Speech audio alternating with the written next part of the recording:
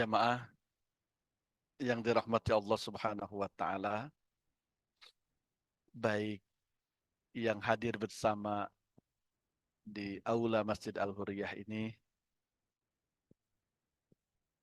juga yang hadir online. Assalamualaikum warahmatullahi wabarakatuh.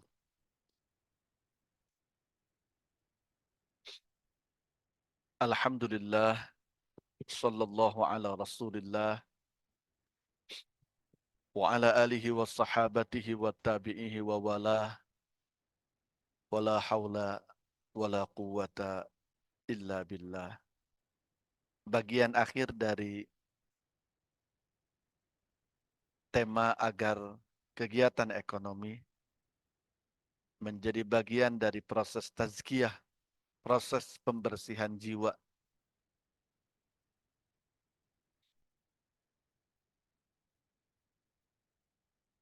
Kita melakukannya semata-mata karena agama, karena Allah Subhanahu wa taala. Karena ternyata Islam mendorong umatnya untuk berwirausaha.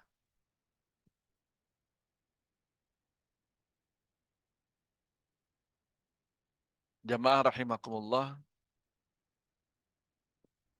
sebagian atau mungkin kebanyakan kaum muslimin mengira, berpikir berwirausaha itu kegiatan dunia, atau malah lebih jauh lagi mengira kegiatan berwirausaha itu bisa membuat kita jauh dari Allah Subhanahu wa taala.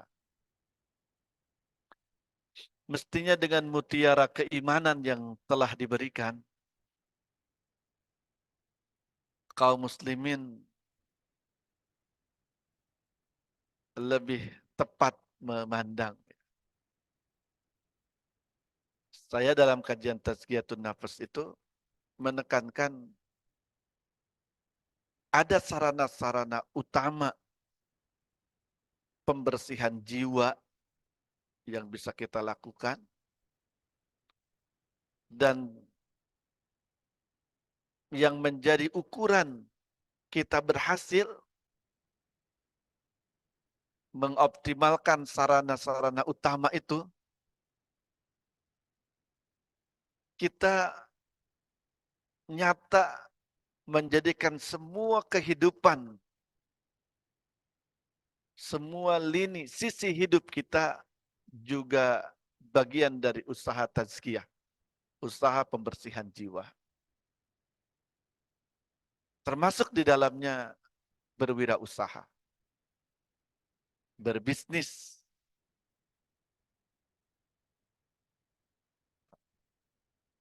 Mahasiswa suka danusan. Jangan dipikir yang jadi ibadah itu danus, apa, menggalang dana dengan menjual produk. Itu baru jadi usaha, karena untuk program, apalagi kalau programnya kegiatan masjid, kegiatan Al-Hurriyah gitu. Bukan pada saat itu saja, teman-teman sekalian. Seluruhnya kegiatan berwirausaha, kegiatan berbisnis itu akan menjadi ibadah dan mendatangkan banyak berkah ketika dasar pelaksanaannya keimanan. Makanya perlu saya ulang di sini, Islam mendorong umatnya untuk berusaha, untuk berwirausaha, untuk menjadi pengusaha, untuk menjadi orang kaya. Benar, ada kita diingatkan, orang kaya itu bisa terlambat masuk surga. Orang miskin lebih cepat masuk surga. Kalau salah kita memahami kata, memahami ungkapan ini, wah bisa berat. Orang miskin yang sabar dan tetap taat, soleh dan produktif dengan kemiskinannya, mereka yang akan masuk surga lebih cepat mungkin. Orang kaya pun jika dengan kekayaannya dia hadir untuk agama, dengan kekayaannya dia banyak berbuat, banyak bermanfaat, jamaah sekalian, dia pun bisa menjadi yang pertama masuk surga. Bahkan teman-teman perhatikan hadis riwayat Imam Tirmidzi ini. Pedagang yang terpercaya, yang jujur, kelak di surga, maksudnya dia akan masuk surga bersama para syuhada, para nabi, para siddiqin, para salihin. Terbayang dengan banyak harta itu nanti kita dihisab, ditanya dengan detail.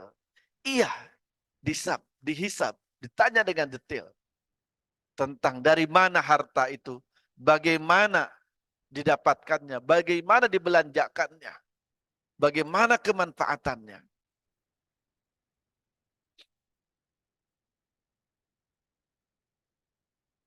Namun ketika itu baik, ketika itu benar, maka prosesnya juga akan cepat. Dan bisa jadi jejak-jejak harta dalam agama, dalam perjuangan di jalan Allah Subhanahu wa taala itu menjadi saksi kebaikannya, menjadi saksi ibadahnya. Jamaah sekalian, saya lihat setelah zakat, infak, sodakoh, wakaf itu menjadi salah satu puncak uh, jejak harta seseorang. Dan itu yang akan menjadi abadi, berkelanjutan pahala dan kebaikan orang kaya dengan hartanya. Kalau dia banyak berwakaf, kalau saja pemahaman wakaf kaum muslimin hari ini masih terbatas. Jadi dalam pembahasan wakaf teman-teman, terkena 3M. 3M itu masjid, madrasah, makbaroh. Wakaf itu baru dipahami 3 hal itu saja. Masjid, madrasah, makbaroh itu kuburan. Kaum muslimin belum begitu lugas memahami wakaf itu bisa pada sarana umum secara luas yang bisa dimanfaatkan oleh masyarakat. Artinya bisa berwakaf jalan, bisa berwakaf jembatan, berwakaf bendungan, berwakaf pertanian, sawah, kebun. Malah di Bogor ini kan ada hutan wakaf Bogor, teman-teman. Yayasan Hutan Wakaf Bogor. Dosen Eksar yang punyanya, saya kebetulan pembina di Yayasan Hutan Wakaf Bogor. Hutan pun bisa jadi bagian dari wakaf. Teman-teman sekalian, masjid, madrasah, tanah kuburan, apalagi sampai hutan, kebun yang menjadi wakafnya, wakaf orang-orang kaya, itu akan bersaksi di hadapan Allah Subhanahu wa taala. Bahkan setiap manusia, setiap makhluk yang mengambil manfaat dari wakafnya itu akan menjadi saksi keberkahan dan kemanfaatan harta wakafnya itu. Bisa dibayangkan yang begitu kayaknya dipastikan bisa menjadi ahli surga, bahkan kayak banyak yang protes, yang demo agar dia jadi ahli surga, menjadi saksi di hadapan Allah Subhanahu wa taala.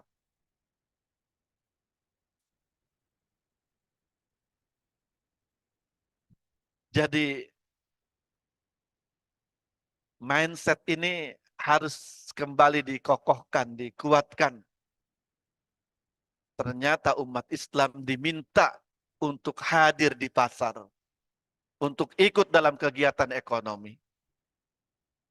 Jangan hanya di masjid atau di pojokan-pojokan masjid musola saja, tapi juga harus hadir di pasar, sebagaimana harus hadir di lini-lini kehidupan masyarakat lainnya. Pendidikan, perpolitikan, hukum, semua lini kehidupan masyarakat. Karena Islam tuntunan yang menata semua kehidupan umat manusia ini. Teman-teman sekalian, sebaik-baik pekerjaan adalah pekerjaan seorang pria dengan tangannya dan setiap jual beli yang mabrur, yang diterima. Jadi istilah mabrur ini bukan hanya untuk haji ya teman-teman. Jual beli juga ada al-bai' al-mabrur. Jual beli yang mabrur. Jual beli yang dilakukan dengan adab, tata cara Islam.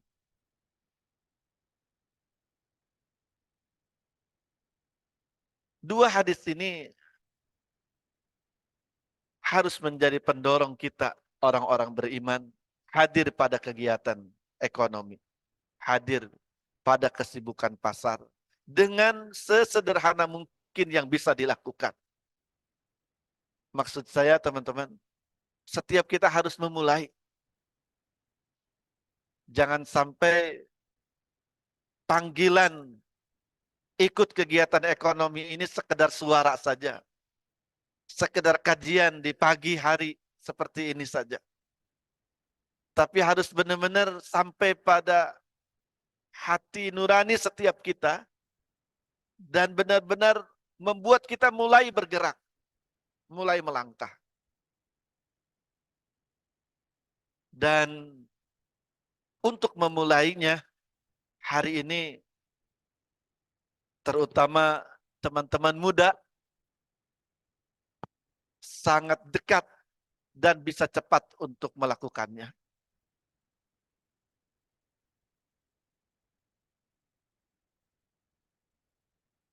Bagaimana ya caranya supaya peserta kajian Tazkiyatun Nafas ini mulai punya usaha gitu. Mulai bergerak, melakukan bisnis. Boleh kalau ada usulan teman-teman?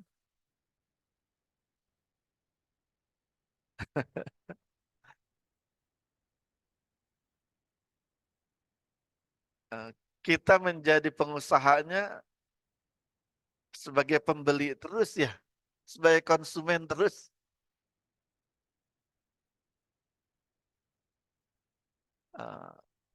Setelah kajian ini kan ada sarapan. Ada sarapan, panitia beli tuh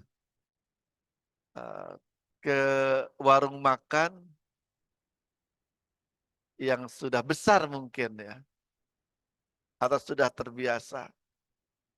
Bisa nggak kegiatan beli sarapan, sarapan bersama ini menjadi awal gerakan ekonomi di kajian Tazkiyatun Nafas? Misalkan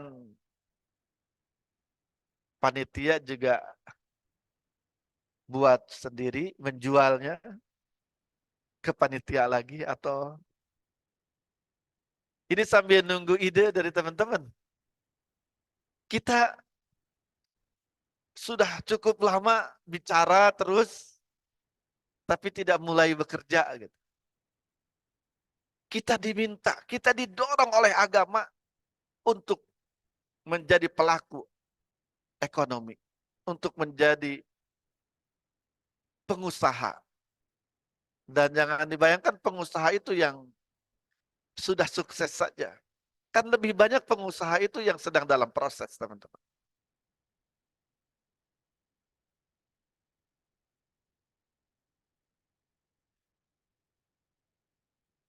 Jadi tekadkan, azamkan, ketika teman-teman memulai kegiatan berwirausaha, melakukannya karena diminta oleh Allah Subhanahu wa taala.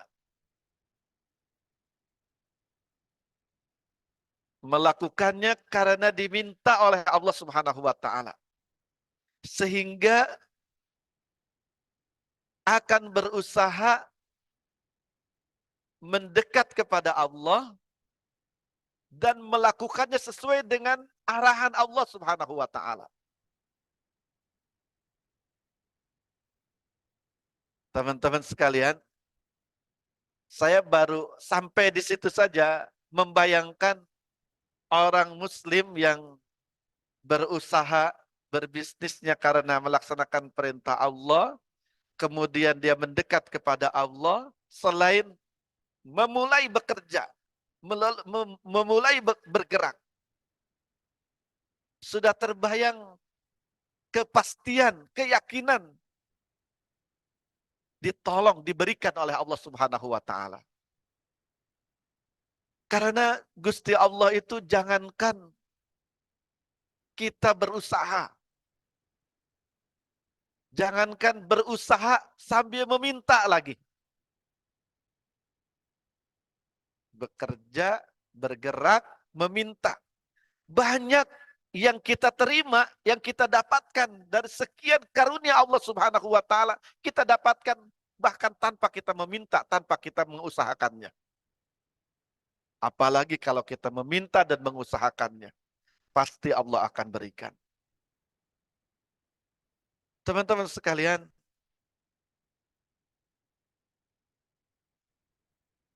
hadis riwayat Imam Bukhari, as-samahatu min asbabin nuzulir rahmah. Murah, mudah dalam kegiatan ekonomi, juga murah mudah dalam kehidupan sosial bermasyarakat, itu yang akan menjadi sebab turunnya rahmat Allah Subhanahu wa taala. Ini salah satu prinsip dalam berwirausaha. Murah, mudah. As-samahah dalam bahasa Arab.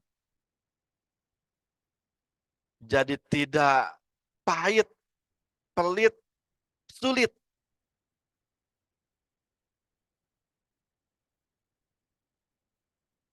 Teman-teman sekalian, dan kalau ini menjadi akhlak dalam berwirausaha, seorang muslim pun akan menjadikan murah mudah ini akhlak dalam bermuamalah juga.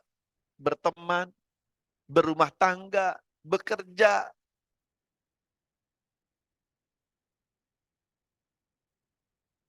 Makanya dalam hadisnya, rahimallahu rajulan samhan idza ba'a, samhan idza ishtara, wa samhan idza iqtada. Sungguh Allah Subhanahu wa taala merahmati, melimpahkan kasih sayangnya, cintanya, perhatiannya kepada seseorang. Ini dalam hadisnya rojulan, suka diartikan laki-laki. Teman-teman, yang dimaksud laki-laki dan perempuan. Makanya artinya seseorang. Jadi pelaku usaha itu bukan hanya laki-laki, tapi juga perempuan. Seseorang samhan idza ba'a wa idza ishtara wa idza iqtada. Hadis ini yang pertama menekankan bahwa turutnya kita dalam kegiatan ekonomi, pertama untuk mendapatkan rahmat Allah Subhanahu wa taala. Jadi kalimat rahimahullahu rajulan, itu yang pertama pelajaran dari hadis ini. Turutnya, ikutnya kita dalam kegiatan ekonomi agar menjadi bagian proses tazkiyatun nafas, pembersihan jiwa, kita melakukannya karena berharap rahmat Allah Subhanahu wa taala. Dengan dasar tadi, karena Allah meminta, karena Allah mengarahkan, mendorong kita. Tujuannya rahmat Allah Subhanahu wa taala.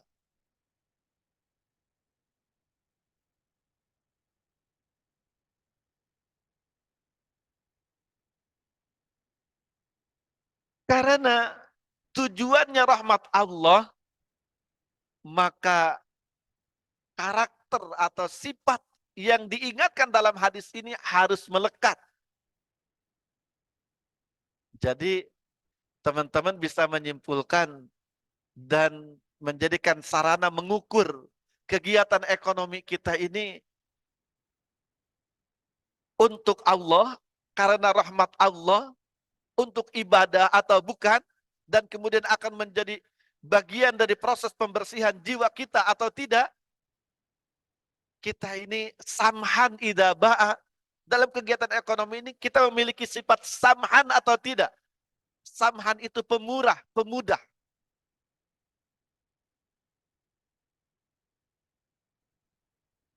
Teman-teman, orang ada yang kalau jualan itu nggak bisa ditawar sama sekali. Uh, Sampai sumpah uh, uh, istilahnya sampai mati pun nggak bakal bisa ditawar gitu. Jangan begitu. Atau ketika belanja, ketika membeli pun nawarnya sampai muter-muter 7 keliling gitu. Udah nawar banyak, nyobain banyak lagi. Coba kalau beli rambutan. Beli rambutan, sekarang musim rambutan atau musim durian? Beli rambutan, di tukang rambutan nawar. Lama nawarnya. Tapi nyobain juga sambil nyobain. Nyobain 1 kilo, nawar banyak. Apalagi kalau sampai tidak beli. Ini kebalikan dari samhan, teman-teman. Orang yang jual belinya, ekonominya, karena mengharapkan rahmat Allah Subhanahu wa taala, ketika menjual mudah, murah, tapi bukan mudah-murah untuk merugi, teman-teman. Rugi itu bisa dua sisi.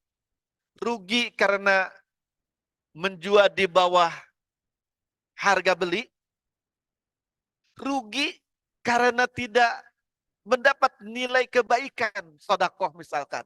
Bisa saja kita menjual di bawah harga beli untuk sodakoh. Jadi ada keuntungan yang kita dapatkan di balik turunnya harga atau materi yang terhitung. Jadi orang muslim, orang beriman ketika menjual, ketika membeli, ketika membayar hutang, samhan. Mudah, murah, yang akan menghadirkan kebahagiaan, ketenangan, keceriaan, baik untuk penjual maupun untuk pembeli. Makanya ada istilah antarodin. Dalam jual beli Islam itu harus ada saling rela, saling bahagia. Ridho itu rela, ridho, rela, bahagia. Teman-teman sekalian, kegiatan ekonomi agar menjadi bagian dari proses tazkiyatun nafas, pembersihan hati, harus untuk tujuan ini. Kita berbisnis untuk bermanfaat bagi umat. Makanya dalam Islam itu ada kewajiban, kalau kita sudah punya harta, ada kewajiban yang harus kita lakukan, yaitu zakat.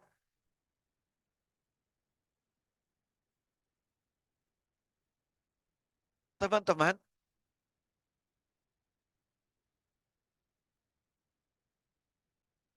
benar, Kita wajib zakat ketika kita memiliki harta tertentu dengan jumlah tertentu, bahkan waktu tertentu. Jadi ada harta perdagangan. Harus sampai nisab, jumlahnya itu harus sampai batas minimal wajib zakat. Dan tidak hanya dalam satu waktu, keberadaan dengan jumlah batas minimal itu harus dalam waktu yang namanya haul, 1 tahun penuh. Itu harta dagangan. Jadi kewajibannya itu ketika berada dalam batas minimal nisab dan haul 1 tahun itu. Kalau nanti di bulan kedua, di bulan ketiga mengurang, tidak jadi kewajiban zakat itu. Terus ada penghasilan rutin. Kalau dulu pertanian ya. Sekarang bisa penghasilan rutin itu profesi. Seseorang bekerja, mendapatkan bayaran rutin, bisa pekanan, bisa juga harian, yang dapat bayaran hariannya sampai pada nisab, bisa jadi zakatnya itu tiap hari. Seharga 83 gram emas. Pakai kira-kira berapa sekarang? 83 gram emas, 1 gramnya berapa? Pakai udah tahu harga emas, berarti udah mulai, udah angkatan 60. Anak muda tahu harga emas itu biasanya kalau udah dekat-dekat memberikan mahar, biasanya emas yang diminta ya. Teman-teman pernah hitungannya sekitar 6 juta per bulan, per sekali gajian ya. Tapi bisa berubah sesuai dengan harga emas ya. Orang kalau gajinya setiap hari 6 juta, 7 juta, bisa jadi kewajiban zakatnya setiap hari itu. Bisa juga dikumpulkan jadi 1 bulan. 6 kali 30 hari itu. Nanti zakatnya sekian. Kewajiban pada harta hanya satu teman-teman, zakat saja. Kewajiban pada harta. Tapi itu juga tidak setiap harta. Tapi harta yang sudah sampai nisab tadi. Makanya teman-teman sekalian, seseorang yang mencermati dengan baik tentang kewajiban zakat pada harta kita, pada harta yang sudah sampai pada batas nisab, akan mendapatkan pemahaman ketika dia memulai berwirausaha, berbisnisnya agar bisa memiliki harta untuk berzakat. Jadi kemungkinan orang yang kalau sudah mendapatkan makna dari filosofi zakat ini, dia berbisnis supaya bisa berzakat. Itu minimal yang wajib. Kemudian yang sunnahnya infak, sodako, wakaf, bahkan qard. Qard itu ini yang jarang disebut ya. Kalau ziswab sudah ada singkatannya. Ziswab, qard, apa kalau singkatannya ziswab Q gitu. Ziswab qard. Qard itu pinjaman teman-teman. Ternyata salah satu tuntunan yang dianjurkan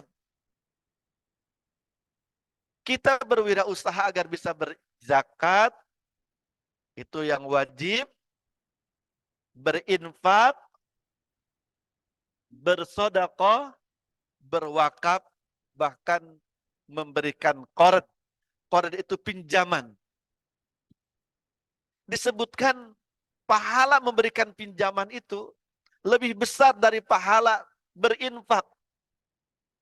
Kenapa? Orang kalau memberikan pinjaman, teman-teman, ada proses pembinaan, pelatihan, dorongan bagi orang yang meminjam untuk bergerak, untuk juga melakukan kegiatan usaha.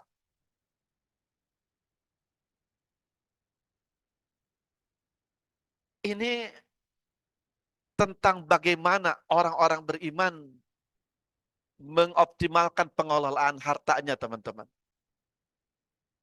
Jadi, kalau bisa, zakat, infak, sedekah, wakaf ini kesimpulan dari dianjurkan atau syariatnya memberikan pinjaman, teman-teman. Saya melihat zakat, infak, sedekah, wakaf itu bagus kalau kita bisa memberikannya tidak sekedar penyaluran biasa, pemberian biasa, tapi bisa menjadi penggerak, bisa meningkatkan produktivitas umat. Maksud saya bagus kalau zakat, infak, sedekah, wakaf itu bukan sekedar yang terbayang orang kaya memberikan kepada orang yang membutuhkan. Setelah itu dipakai untuk memenuhi kebutuhan orang-orang miskin itu, orang-orang yang membutuhkan itu. Tidak sekedar itu, tapi bagaimana zakat, infak, sedekah, wakaf, bahkan qard itu menjadi sarana membangun ekonomi umat. Dan itu bisa dilakukan dengan berjamaah, teman-teman. Zakat itu dilakukannya secara berjamaah, tidak sendiri-sendiri. Infak, sedekah, wakaf juga. Maksudnya berkelompok, menjadi tanggung jawab semua.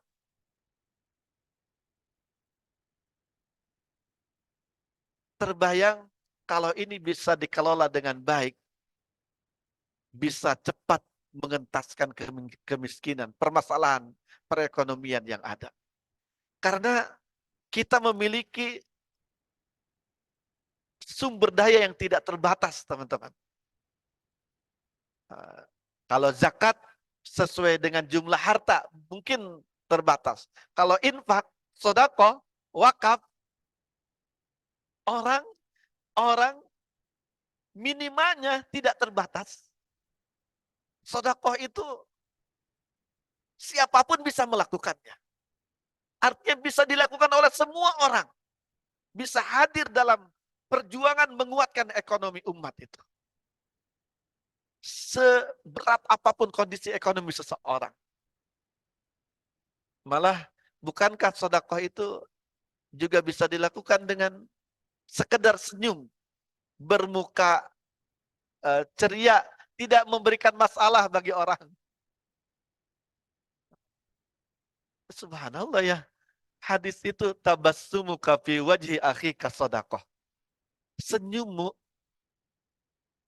bermuka ceria, tidak menjadi masalah untuk orang yang bertemu denganmu, itu sedekah. Kan ada orang yang mukanya jadi bikin orang sedih gitu. Selain bermuka sedih, bisa melototin atau curiga.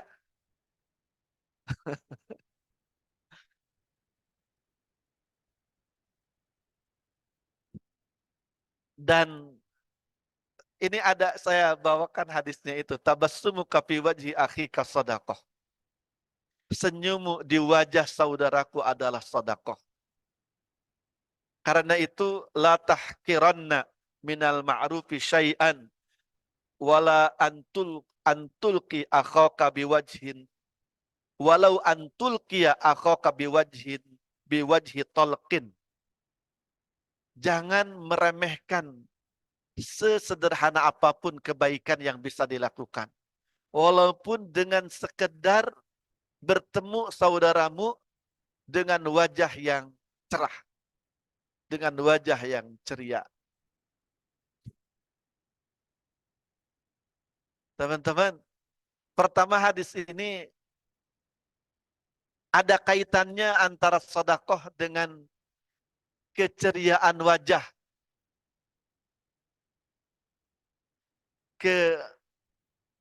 kebersinaran penampilan.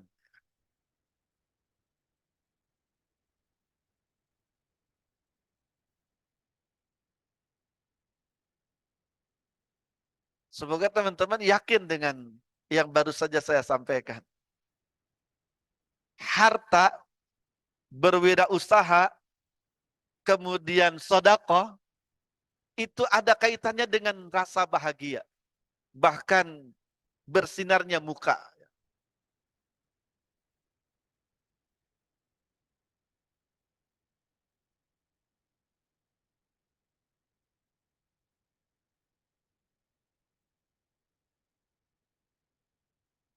Tabassumuka fi wajhi akhika sadaqah. Senyummu di hadapan saudaramu adalah sedekah. Karena itu, jangan pernah meremehkan kebaikan sekecil, sesederhana apapun. Walaupun sekedar menampilkan muka ceria di hadapan saudaraku. Teman-teman, kalimat terakhir ini, walau antul kia akhaka biwajhi talqin. Walaupun sekedar dengan menampilkan muka ceria di hadapan saudaramu. Jadi muka ceria itu bisa benar-benar dari dalam jiwa, dari dalam hati, sebagaimana apa yang ada di dalam diri kita itu terpancar di muka kita, teman-teman. Saya sering mengatakan orang yang sedang sedih mudah kelihatan di mukanya, orang yang sedang ngantuk mudah kelihatan di mukanya, yang sedang marah juga begitu. Yang sedang bahagia terlihat di mukanya.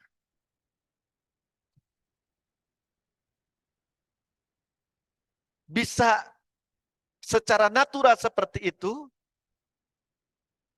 bisa juga bermuka bahagia itu sebenarnya di dalam jiwa kita biasa-biasa saja. Tapi kita berusaha di depan orang, di depan manusia, di depan saudara, memperlihatkan muka ceria, muka bahagia. Kedua-duanya kebaikan, kedua-duanya bisa menjadi sedekah, teman-teman.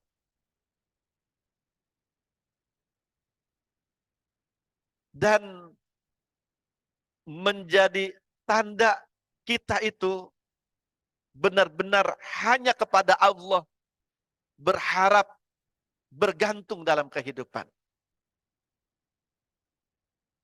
Teman-teman, ada orang yang ketika memiliki masalah itu begitu gacor, mudah menyampaikan kepada orang lain. Bahkan berteriak, itu namanya jazua kalau dalam istilah Al-Quran. Halua, berkeluh kesah. Dan kemudian dia kecewa. Ternyata manusia itu ketika kita teriakan, ketika kita keluhkan permasalahan, tidak terlalu banyak bisa berbuat. Kenapa?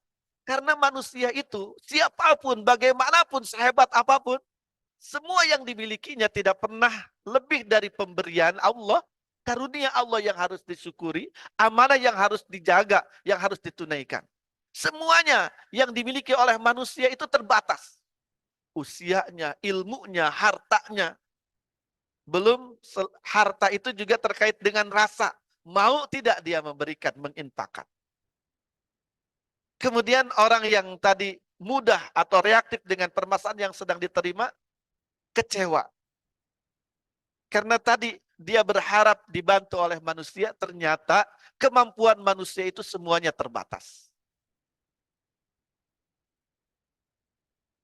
Tapi tidak untuk orang yang tahu persis apa yang terjadi dan hakikat semua dalam kehidupan. Teman-teman, orang yang tahu dan kenal Allah, dia lebih banyak mengadukan permasalahannya kepada Allah. Sehingga dia mampu ketika masalahnya dia serahkan kepada Allah, dia mampu walaupun sedang banyak masalah, sedang berat, dia mampu bermuka ceria, bermuka mudah di hadapan orang lain. Jadi makanya ini luar biasa ya hadis itu ya. Tabassumuka. Pertama normal saja, senyummu di hadapan saudaramu adalah sedekah. Tapi di akhirnya diingatkan, walau antulqiya akhaka biwajhin talqin. Sedekah senyum itu bisa dilakukan, atau yang dimaksud senyummu di hadapan saudaramu itu bisa dilakukan walaupun kita sedang dalam keadaan berat, sakit mungkin, tapi kita berusaha memperlihatkan muka yang ceria. Itu pun sedekah, itu pun kebaikan. Ini yang paling hebat teman-teman, terjadi pada orang-orang mukmin yang sudah berumah tangga nih. Jangan-jangan paling hebat juga para istri ini. Para istri sedang banyak masalah tapi di hadapan suami tetap terlihat ceria. Ini hadis ini tentang para istri terutama. Itu karena saya sebagai suami ya.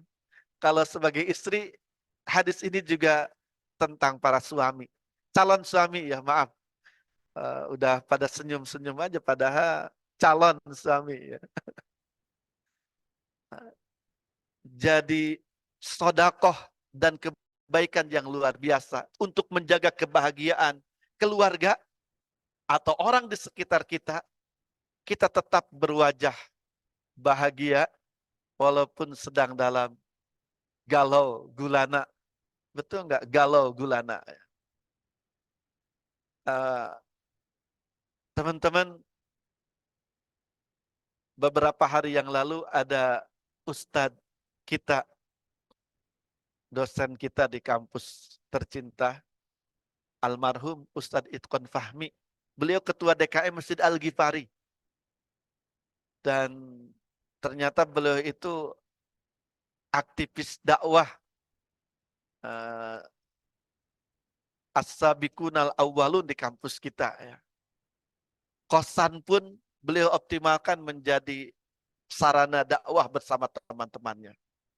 Kita mendapatkan testimoni yang luar biasa. Malah kemarin sore saya bertemu dengan alumni ketua departemen di FEM periode yang lalu. Salah satu ibu-ibu ketua departemen jangan-jangan hadir nih pagi hari ini. Biasanya suka hadir ikut pengajian Tazkiyatun Nafas juga. Beliau menuturkan kenangan pertama kali memakai jilbab setelah mendapat tausiah kajian dari abang, cutting berarti ya, kakak kelasnya, Ustadz Itqan Fahmi itu. Beliau itu dikenal selalu ceria teman-teman. Selain memang orangnya ganteng, Ustadz Itqan Fahmi itu, saya mengatakan ganteng karena pernah punya kenal mahasiswi beliau. Katanya dulu mahasiswi beliau banyak yang apa bahasanya, naksir ya. Arham udah tahu ya, naksir ya. Banyak mahasiswi itu kalau beliau ngajar katanya senang. Mungkin bukan sekedar parasnya yang ganteng, tapi juga akhlaknya. Tadi mukanya tuh selalu ceria. Saya terakhir bertemu beliau hanya 2 pekanan sebelum beliau wafat itu. Menghantar putrinya ujian di kampus, sholat subuh berjamaah di sini. Saya imam, beliau di ujung sana. Tapi datang menemui, dan rupanya pertemuan terakhir dengan beliau ya. Beliau itu jarang sakit, teman-teman.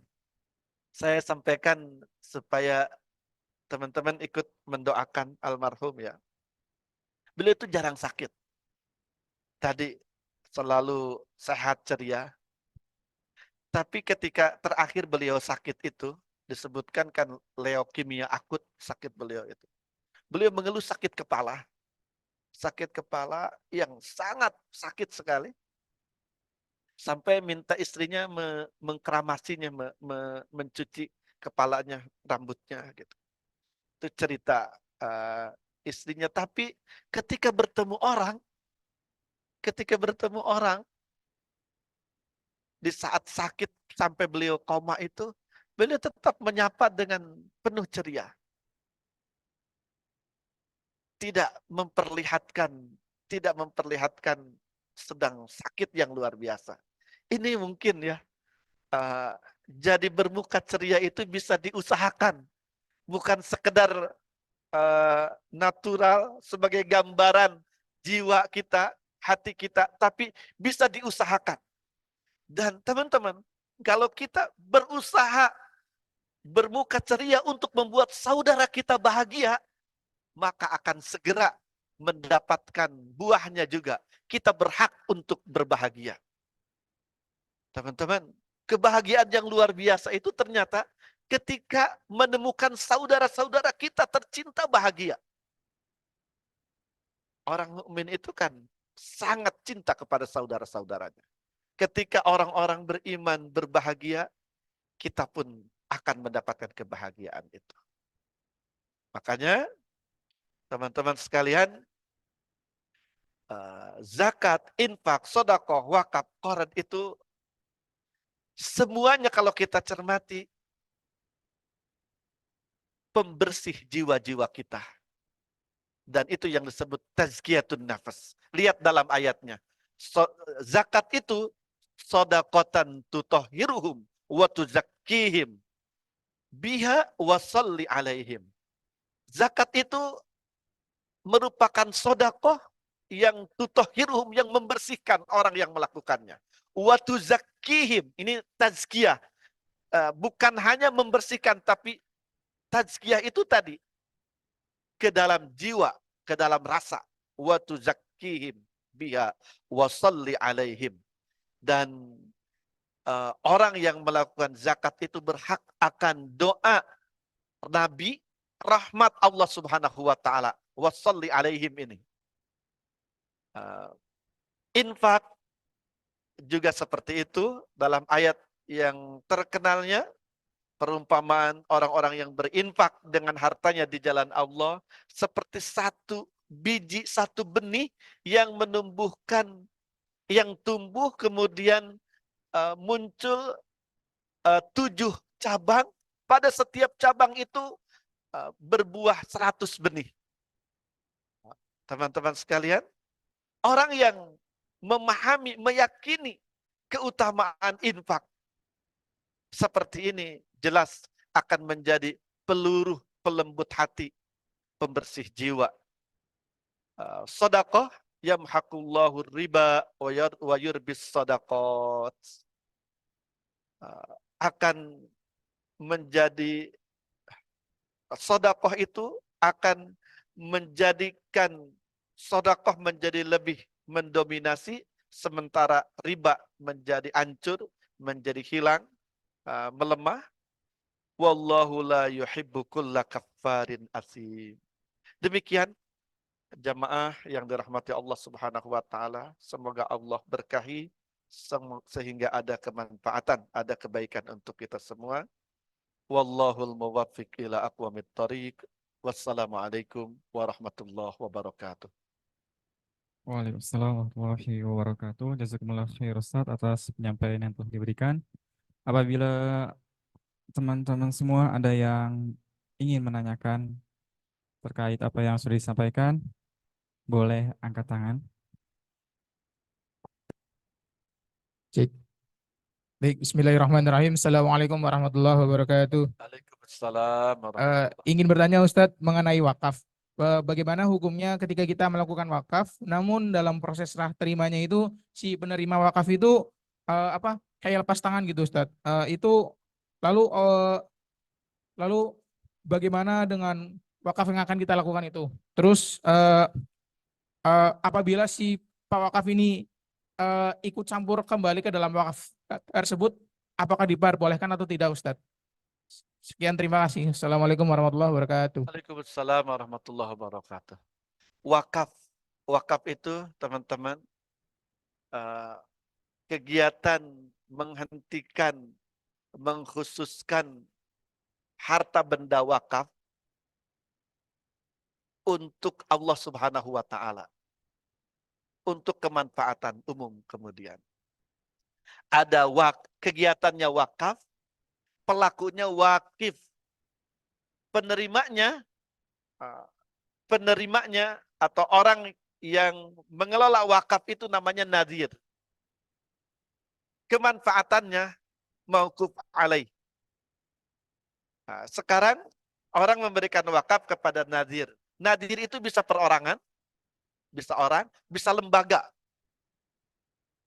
Namun nadir ini tidak bergerak, tidak mengelola harta wakaf itu. Apa yang harus dilakukan oleh wakif, pemberi wakaf? Teman-teman sekalian, memang lumayan perjuangan yang harus dilakukan tentang wakaf ini ya. Karena sementara ini dari mulai pemahaman wakaf masih berkisar masjid, madrasah, kuburan tadi, wakaf juga masih dilakukan dengan proses yang masih sangat sederhana. Jadi orang datang kepada penerima wakaf, kepada nadir itu menyampaikan wakafnya. Ketika perorangan, ada kemungkinan dia belum punya kemampuan. Jadi harus benar-benar dilihat yang penerima wakaf itu mampu atau bisa tidak mengelolanya. Karena kalau tidak, akan terjadi tadi stagnan atau pembiaran terhadap aset wakaf, padahal mestinya dari mulai disampaikan wakaf itu langsung bisa dikelola sehingga kemanfaatan dan pahala itu segera berkembang mengalir. Walaupun secara pahala dengan akad wakaf itu sudah mulai berjalan kalau untuk yang memberikan wakaf ya. Jadi pertama memilih nadir atau penerima wakaf itu sangat menentukan. Dan kita yang menjadi nadir atau ini undangan kepada pribadi muslim, juga lembaga-lembaga harus mempersiapkan nadir baik pribadi ataupun lembaga yang baik. Dan sekarang sudah mulai dikelola oleh BWI ya, Badan Wakaf Indonesia. Jadi yang harus dilakukan mungkin berkomunikasi ya, berkoordinasi untuk mengingatkan agar segera bergerak. Malah bila diperlukan mencermati kembali kesiapan nadir wakaf itu. Kalau ternyata tidak siap, imma dia mengupgrade, meningkatkan kemampuannya, atau menyerahkan kepada wakif yang lebih kompeten, yang lebih siap untuk menjadi pengelola wakaf itu. Kemudian si wakif boleh nggak ikut dalam pengelolaan wakaf itu? Untuk kemanfaatan boleh sekali. Boleh sekali menjadi bagian dari pengelola wakaf itu. Untuk kemanfaatan dan optimalisasi pengelolaan harta benda wakaf itu. Tapi hati-hati, terkadang terjadi malah kontraproduktif sampai ke pengambilan atau pembatalan wakaf itu. Waspada, jangan itu yang jadi pilihan.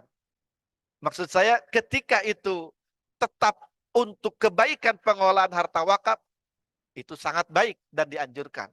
Tapi ketika malah kontraproduktif, jadi tergiur dengan harta wakaf yang sudah diwakafkan oleh orang tuanya mungkin, oleh keluarganya, karena pengelolaannya kurang, tergiur untuk menarik kembali wakaf itu diambil alih.